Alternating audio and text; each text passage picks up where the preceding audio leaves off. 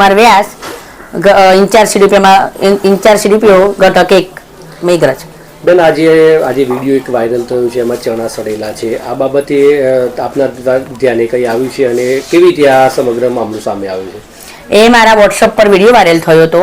એ WhatsApp પર મેં video જોયો, પછી મેં મારી મુખ્ય સેવિકાને મેં વાત કરી કે આ રીતે મેઘરજમાં ચણા સડેલા જોવા મળ્યા છે, નવો વિડીયો વાયરલ થયો છે, તમે તપાસ કરો મેઘરજની આંગણવાડીઓમાં કે કોને આવો ચણા વિતરણ કર્યા છે એમ. એટલે એમને તપાસ તો 4-5 કેન્દ્રમાં તો કરી દીધી, પણ 4 કેન્દ્રોમાંથી ચણા તો સડેલા નીકળ્યા નથી. હજી બીજી તપાસ ચાલુ છે. જો નીકળશે અને લાભાર્થીઓ જોડેથી, તમે લાભાર્થીઓ જોડેથી ચણા અમે પરત લઈ લઈશું.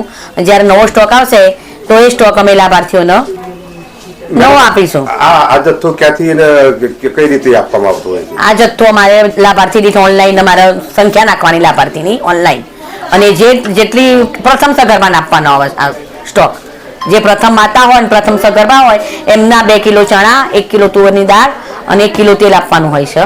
અને ઓનલાઈન સ્ટોક આવે છે અને એ સ્ટોક ગોડાઉનમાં આવે છે, ગોડાઉનમાંથી સોસાયટીમાં આવે છે, સોસાયટીમાં બહેનો અંગૂઠા દ્વારા એ સ્ટોક ઉપાડે છે. હવે કેવી તકેદારી રાખવામાં આવશે બેન? હવે આજ પછી મેં બહેનોને હું જાણ કરી દઈશ કે સ્ટોક તમારે સડેલો લેવાનો નહીં. ગોડાઉન મેનેજરને હું વાત કરી દઈશ કે સડેલો માલ આવે તો તમે પરત મોકલાઈ દેજો, અમે સડેલો માલ લઈશું નહીં. અને કદાચ સડેલો માલ એ લોકો મોકલાઈ દે તો સોસાયટીમાં પણ મારી બહેનોનું જાણ કરીશ કે તમારે સડેલો માલ આપવાનો નહીં, લેવો પણ નહીં, પાછો આપી દેવાનો સોસાયટીમાં.